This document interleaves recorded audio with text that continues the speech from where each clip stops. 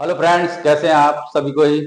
मैं विनीत कुमार आप सभी का अपने चैनल एजुकेटर बूस्टर पे हार्दिक स्वागत करता हूं। पिछले वीडियो में हमने देखा था सिंधु घाटी सभ्यता के बारे में कि उसकी खोज कैसे हुई थी, उसका नामकरण कैसे हुआ था, उसके कालावधि के बारे में हमने जानकारी प्राप्त की थी। आगे बढ़ने से पहले मैं थोड़ा सा एक क्विक रिवीजन करवाता हूँ आपको, क्योंकि बहुत ही इम्पोर्टेंट पॉइंट है। हमने पिछली वीडियोस में देखा था अलेक्जेंडर कनिंघम के बारे में, तो इसको हमेशा अब याद रखिएगा कि अलेक्जेंडर कनिंघम कौन थे। भारतीय पुरातत्व विभाग के पिता कहा जाता है इनको, यानी पुरातत्व विभाग के पिता इंडिया में इन्हीं को कहा जाता है, अलेक्जेंडर कनिंघम को। दूसरा, जॉन मार्शल के बारे में हमने पिछले वीडियो में पढ़ा था, फिर देख लेते हैं। जॉन मार्शल जो थे 1921 में भारतीय पुरातत्व विभाग के महानिदेशक यही थे, और इन्हीं के अंडर में रहते हुए दयाराम साहनी जी ने किसकी खोज की थी, बहुत अच्छे से याद कीजिए। पिछले वीडियोस में बताया था आपको, हड़प्पा की खोज की थी। याद आ रहा है? गुड। और फिर राखालदास बनर्जी के बारे में हम लोगों ने देखा था कि इन्होंने एक दूसरे नगर की खोज की थी, उसका नाम था मोहनजोदड़ो। मोहनजोदड़ो। तो ये 4 पॉइंट हमेशा याद रखिएगा और इनके नाम याद रखिएगा। परीक्षा में कई बार पूछा गया है, चाहे कोई भी एग्जाम हो। अगर ये चारों नाम याद रहेंगे तो आप कंफ्यूजन नहीं होगा आपको, और आप अपना क्वेश्चन अच्छे से कर लीजिएगा। इसके बाद आगे बढ़ते हैं हम।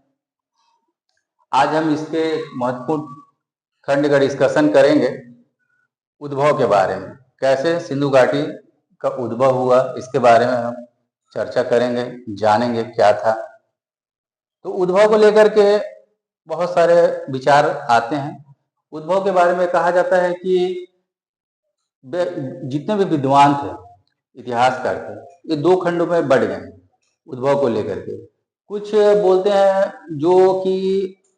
हैं कि बाहर के लोग आकर के सिंधु घाटी संस्कृति सभ्यता का विकास किए, उसको विदेशी मत के अंदर डाल देते हैं।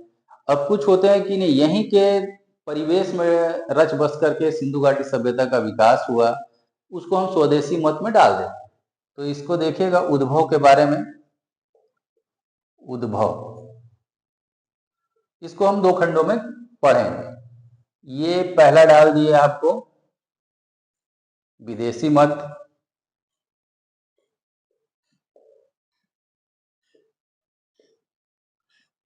और दूसरा जो है ये हो गया स्वदेशी मत। स्वदेशी मत, ठीक है। विदेशी मत को मानने वाले कुछ विद्वानों के नाम आपको याद रखना चाहिए, तो उसमें मैं कुछ विद्वान के नाम आपको लिख दे रहा हूं। व्हीलर महोदय और मार्शल महोदय, याद रखिएगा। एक आधो का नाम रखना, मतलब याद रखना बहुत ही अच्छा माना जाता है। व्हीलर और मार्शल महोदय और इनके जैसे बहुत से विद्वान ये मानते थे कि जो सिंधु घाटी सभ्यता का जो विकास हुआ है, उसके विकास में मेसोपोटामिया की जो सुमेरियन सभ्यता थी, उन लोगों ने इस संस्कृति का विकास किया। वहां के लोग सिंधु घाटी क्षेत्र में आए और यहाँ मतलब कि स्थानीय जो परिवेश थे उसमें रच बस गए, ढल गए, और वहां की संस्कृति से मतलब कि धीरे धीरे अडॉप्टेशन होते होते एक सिंधु संस्कृति का निर्माण किया। कहने का मतलब है कि उन्होंने ही यहाँ आकर के सिंधु घाटी सभ्यता का विकास किया। क्या बोल रहे हैं ये बोल रहे हैं कि मैसोपोटामिया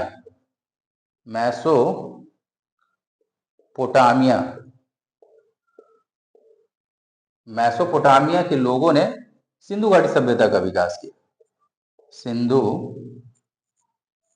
घाटी सभ्यता का विकास किया। सभ्यता का विकास किया, ये ठीक है। इस चीज का ध्यान रखिएगा, ये इनका मानना है। विदेशी मत को मानने वाले ये बोलते हैं। तो आप ये जान लीजिए कि सिंधु घाटी सभ्यता जब अपने विकास के चरण में थी, तो ठीक उसी समय और भी सभ्यताओं का जन्म हो रहा था, और भी सभ्यताएं उसके समकक्ष मानी जाती। जैसे कि सिंधु घाटी सभ्यता एक हो गया, दूसरी देखिए, एक तो हो गया सिंधु घाटी सभ्यता, ठीक है। ये सब समकक्ष सभ्यता मानी जाती है। सिंधु घाटी सभ्यता।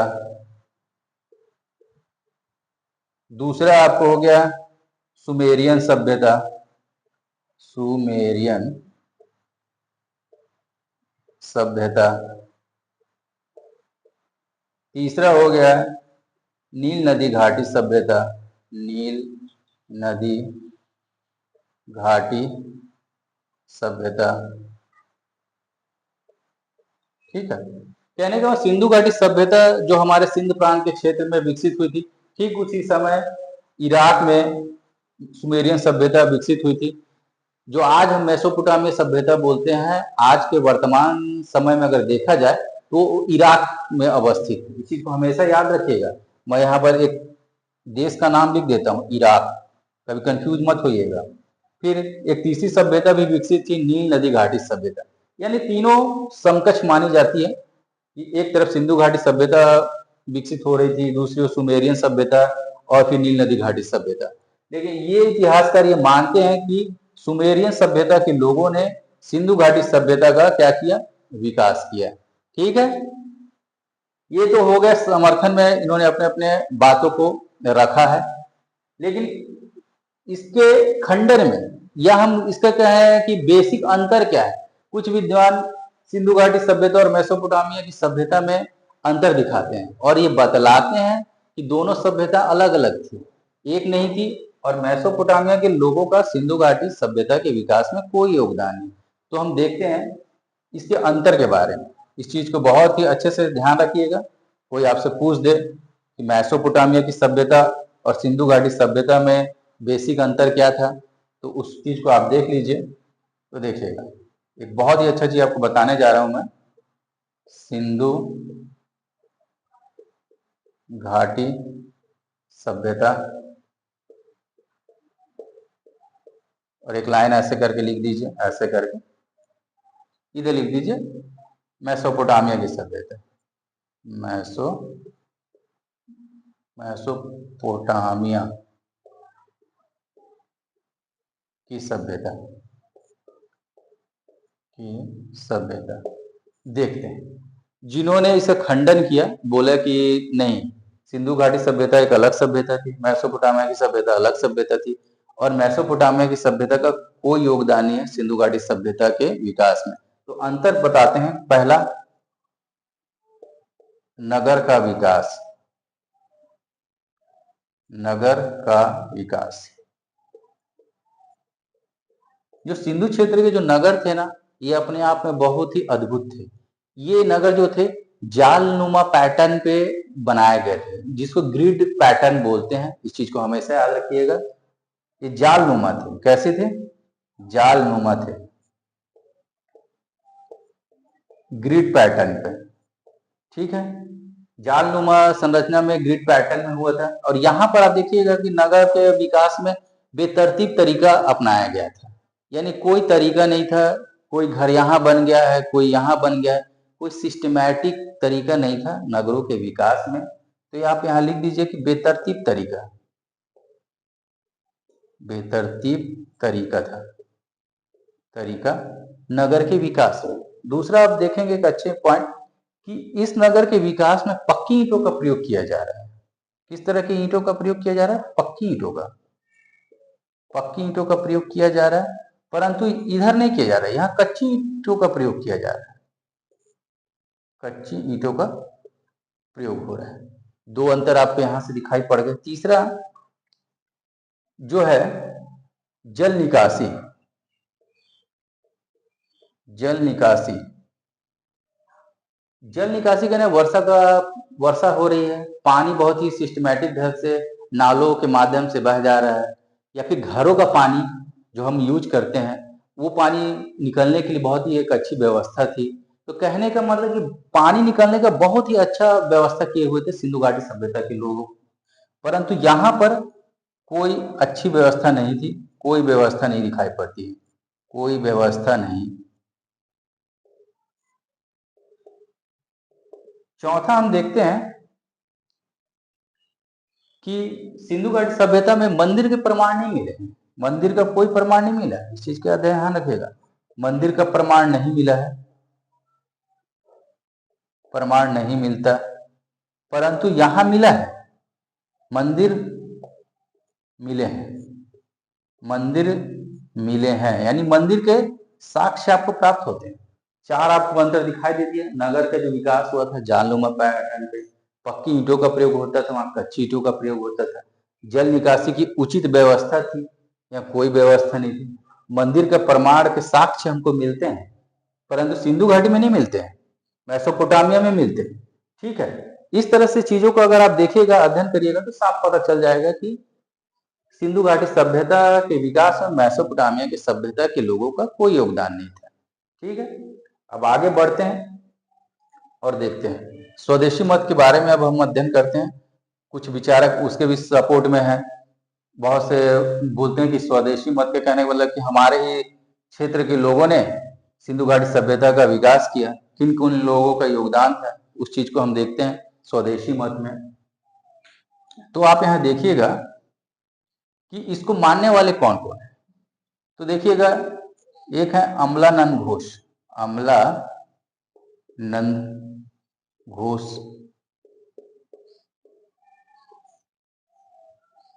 ठीक है। दूसरा एक नाम याद रखिएगा, डीपी अग्रवाल, डीपी अग्रवाल। दो महत्वपूर्ण नाम है जिन्होंने स्वदेशी मत को माना है, अमलानंद घोष, डीपी अग्रवाल, इनके नाम आप याद रखिएगा।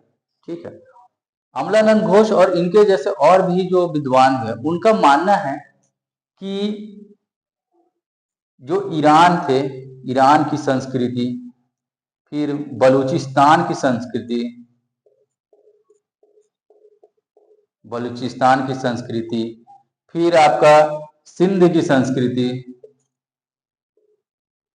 सिंध की संस्कृति,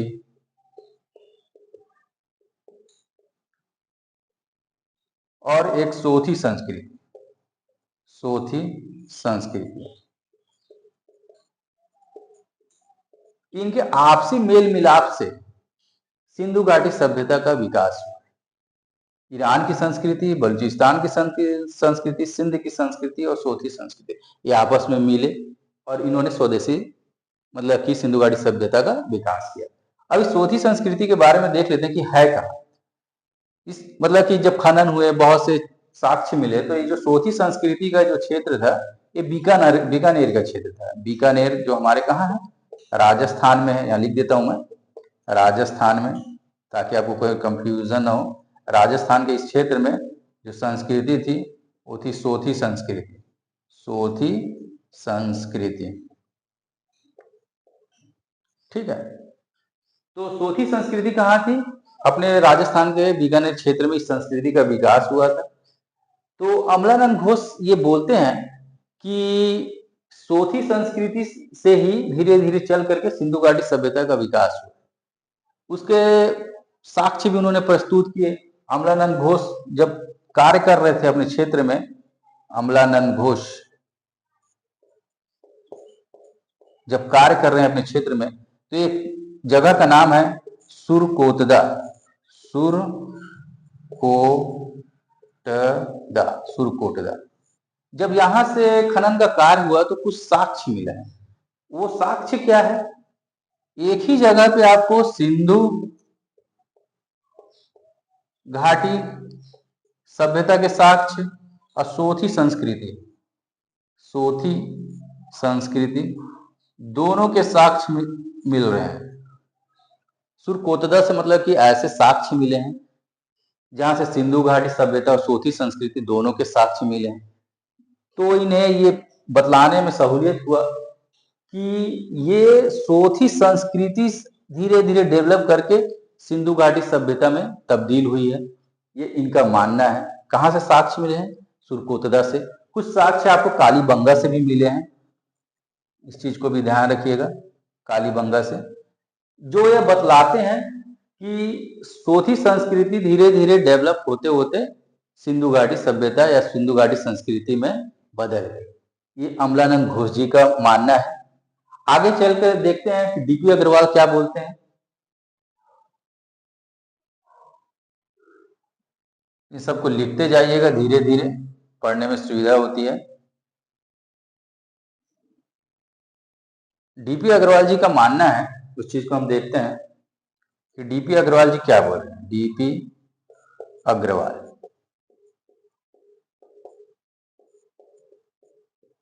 डीपी अग्रवाल जी का मानना है कि जो बीकानेर क्षेत्र में जो सोथी संस्कृति थी वो सिंधु घाटी सभ्यता के विकास के पहले की संस्कृति थी। कहने का मतलब है कि आगे सोथी संस्कृति विकसित हुई, धीरे धीरे वही आगे चल करके आपका सिंधु घाटी सभ्यता में तब्दील हो गई। यानी सिंधु घाटी सभ्यता से पहले की संस्कृति को इन्होंने बोला है सोथी संस्कृति, और इसी से विकास हुआ है, ये डीपी अग्रवाल जी का मानना है। इन्होंने भी क्या किया, अपने बातों को प्रूव करने के लिए कुछ साक्ष्य प्रस्तुत किए, जैसे कि मृदभांड को जब इन्होंने देखा तो इन्हें क्या मिला, पीपल के पत्तों का निशान मिला। पीपल के पत्ते का चित्रण मिला हुआ है। चित्रण कहां से भाई, मृदभांड दोनों जगह से मिले, सिंधु घाटी सभ्यता के मृदभांड और सोथी संस्कृति के मृदभांड, दोनों को जब देखा गया तो दोनों के मृदभांड के ऊपर पीपल के पत्ते का चित्रण दिखाई पड़ता है। दूसरा क्या दिखाई पड़ता है, रस्सी के निशान, रस्सी के निशान। कहने का मतलब दोनों प्रमाण के द्वारा इन्होंने ये सिद्ध करने का प्रयास किया है कि दोनों संस्कृति जो थी, सोथी संस्कृति धीरे धीरे डेवलप होकर के सिंधु घाटी सभ्यता में विकसित हो गई। बार बार इन्होंने इसी बात पे जोर दिया है कि सोथी संस्कृति सिंधु घाटी सभ्यता के पहले की संस्कृति थी, और फिर आगे आगे जैसे जैसे आदमी का विकास होता है उसी तरह संस्कृति का विकास होता चला गया और सिंधु घाटी सभ्यता में विकसित हो गया। प्रमाण के तौर पर मृदभांड जो दोनों जगह मिले हैं तो दोनों जगह पे पीपल के पत्ते का चित्रण मिल रहा है, दोनों जगह जो मृदभांड मिले हैं वहां पर रस्सी के निशान मिल रहे हैं। इससे इन्होंने अपने मतलब इन तथ्यों के माध्यम से इन्होंने ये सिद्ध करने का, अपनी बातों को रखने का प्रयास किया। ठीक है, आज के लिए हम इस चीजों को इतना ही रहने देते हैं। अगली कक्षा में हम आगे सिंधु घाटी सभ्यता के विस्तार के बारे में चर्चा करेंगे और बहुत ही बृहद रूप में देखेंगे कि कहाँ कहाँ इस संस्कृति का, सिंधु घाटी सभ्यता का विस्तार हुआ था। ठीक है, और दोस्तों हमारा जो चैनल है एजुकेटर बूस्टर, इस पे और कई तरह की वीडियो आएंगे, पूरा आपको हिस्ट्री इसमें आएगा। फिर हमारे एक मित्र हैं अनूप सर, वो पूरा ज्योग्राफी का वीडियो इसी चैनल पे लेकर के आएंगे। तो आप धीरे धीरे इस चैनल के माध्यम से आप इन टॉपिक को पढ़ते रहिए, और एग्जाम में जो क्वेश्चन आएंगे मेरा पूरा वादा है आपसे कि पूरा का पूरा उस क्वेश्चन बनेगा। तो ठीक है, आपको अगर ये वीडियो अच्छा लग रहा हो तो वीडियो को लाइक कीजिए और सब्सक्राइब कीजिए। धन्यवाद।